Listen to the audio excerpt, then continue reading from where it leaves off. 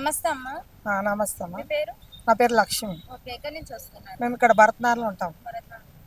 Okay, Revanth Reddy గారి పరిపాలన ఎలా ఉందండి? బాగానే ఉందమ్మా. అన్ని ఇప్పటికైతే బాగానే ఇస్తుండు. డబల్ బెడ్రూమ్ గట్రా అన్ని బాగానే ఇచ్చిండు కదా. అన్ని బాగానే ఉన్నాయి. ఇప్పటికైతే సన్న బియ్యం ఇస్తున్నాడు. అన్ని బాగానే ఉంది. ఎలా ఉన్నాయి సన్న బియ్యం? సన్న బియ్యం బాగానే ఉన్నాయి. మంచిగా వండుకొని తింటున్నారు అన్ని. మళ్ళీ కరెంట్ గిట్ట అన్ని బాగానే ఉంది. ఫ్రీ కరెంట్ వస్తుందా? విరంత్ అంటే మామూలుగానే వస్తుంది. అంటే ఇప్పుడు మహిళలకి ఉచిత బస్సు అనేది పెట్టారు, ఎలా అనిపిస్తుంది? అన్ని బాగానే ఉన్నాయి. ఇంతవరకు అయితే ఇప్పటికైతే బాగానే ఉంది. అన్ని మంచిగానే చేస్తున్నాడు. అన్ని బాగానే ఉన్నాయి. అన్ని మంచిగానే చేస్తున్నాడు. అన్ని బాగానే ఉన్నాయి. అన్ని అయితేనే ఉన్నాయి కదా. ఒకటి వానలు ఒకటి పడతలేవు గంతే. నమస్తే అమ్మా.